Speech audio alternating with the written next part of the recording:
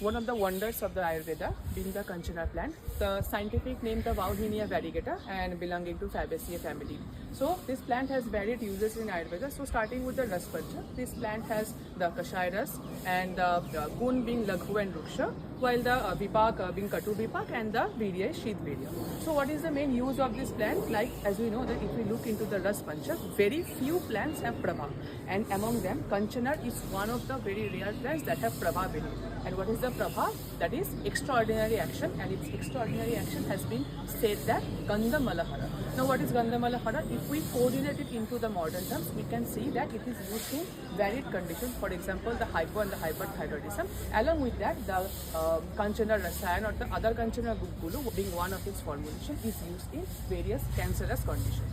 Now also, again, its symptoms and uses varied from physician to physician, and it has varied marketing symptoms and medicines as well.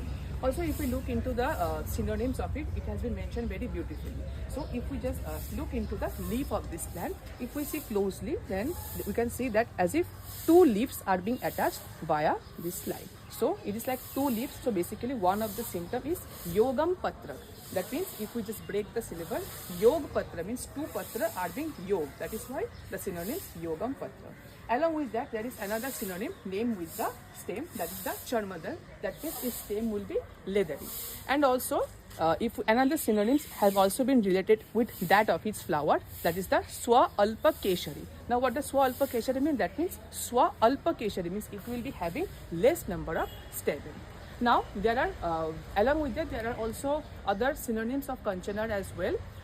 But however, these are the most prominent one. If we look into the formulation, then Kanchana has been used in various formulations. For example, the Kanchana Guggul, we have the Varuna Kancharadi Kashai, along with others. So, if we look into the karma also, as we know that in Ayurveda there are three doshas, so it is basically Pitta and Kapahara. And finally, the Kanchana Guggul is one of the formulations that is most widely being used by the physician in order to treat the hypothyroidism disorder along with goiter. And also, if we look into the special use of Kanchana, the use of Kanchana along with Swarna Makshi have said to be very useful in Masulik or the chickenpox. So if you like this video, do let me know down in the comment section below for more such. Thank you.